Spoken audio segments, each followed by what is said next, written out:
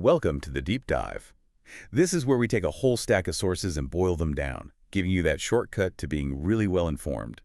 Today, we are plunging right into New Delhi, the heart of India, you could say. It's this fascinating place, isn't it, where ancient history and modern power aren't just side by side, they actually kind of shape each other. Absolutely. And our goal today really is to unpack what makes New Delhi tick, that unique mix of history, how it's governed, the culture. We want to get beyond just the surface level facts, dig into the why it's so important and maybe uncover a few surprising things along the way. Exactly.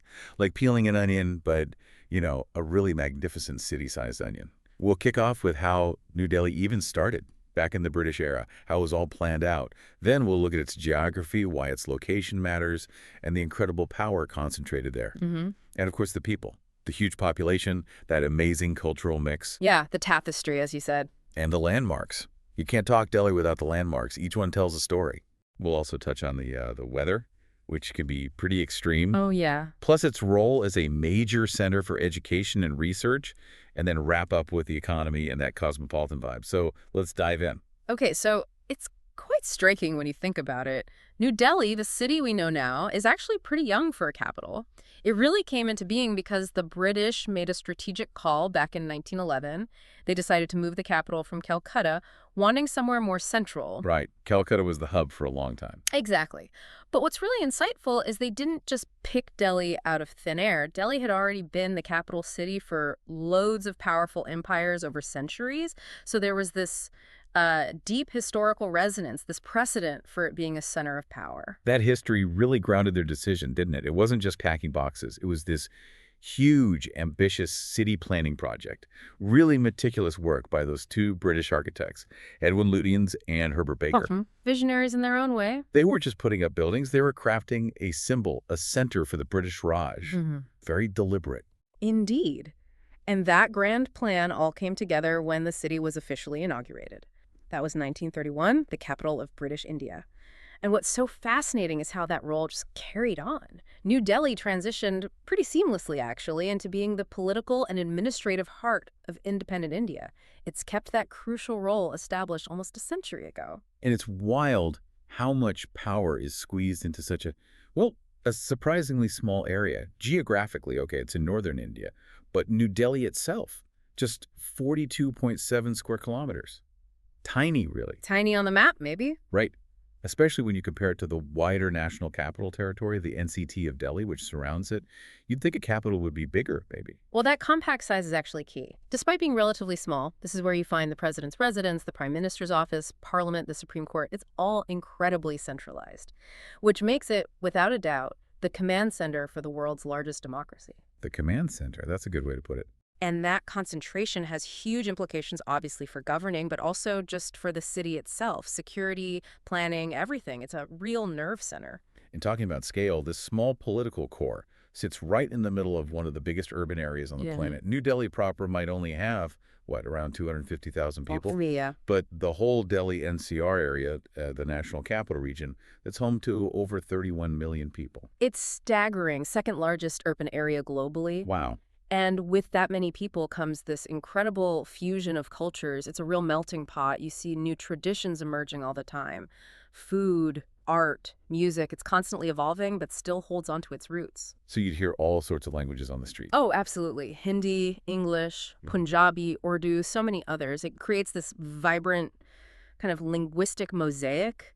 You've got ancient temples rubbing shoulders with fancy malls, grand mosques near chaotic street markets. It really does feel like all of India is captured right there. And the landmarks, the monuments, they're not just stone and marble. They feel alive with stories. Stories of rulers, big changes, rebirth. Exactly. Each one has layers. When you think New Delhi, certain places just pop into your head. India Gate, for example. The big war memorial arch. Yes. A hugely significant war memorial. But it's more than that, isn't it? It's a real public space. People gather there, picnics, evening walks, national celebrations.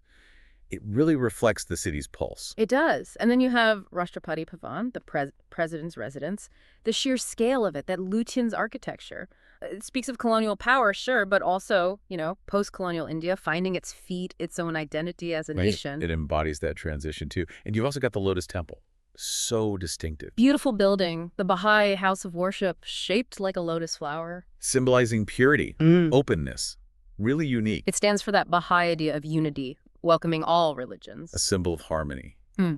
Then there's Humayun's tomb, a UNESCO World Heritage Site. Stunning Mughal architecture. Just beautiful, and often seen as a kind of forerunner to the Taj Mahal, right? It set a new standard. It really did showcase that exquisite design.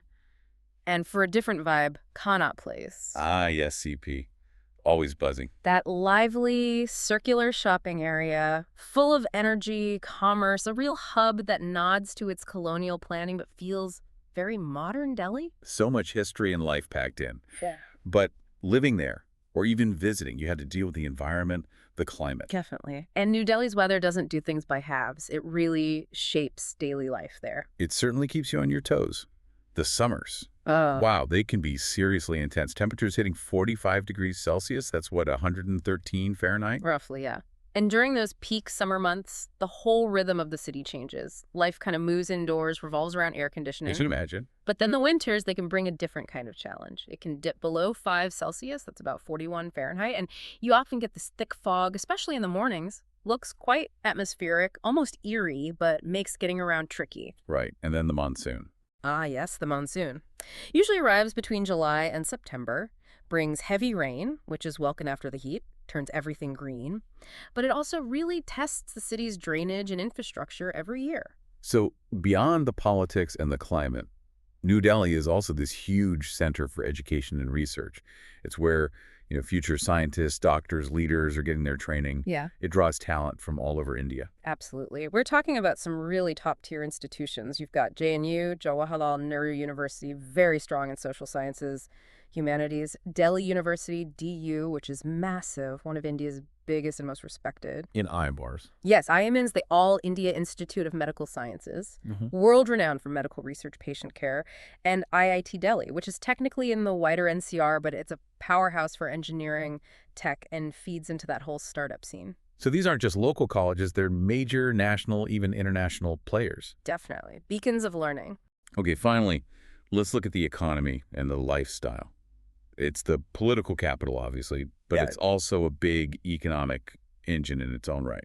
It plays that dual role very effectively. It's plugged right into the whole Delhi NCR industrial and tech zone, which is thriving. How does that work, being the political center, but also economically powerful? Well, its position helps. It hosts a huge number of foreign embassies, which naturally fosters global links, trade.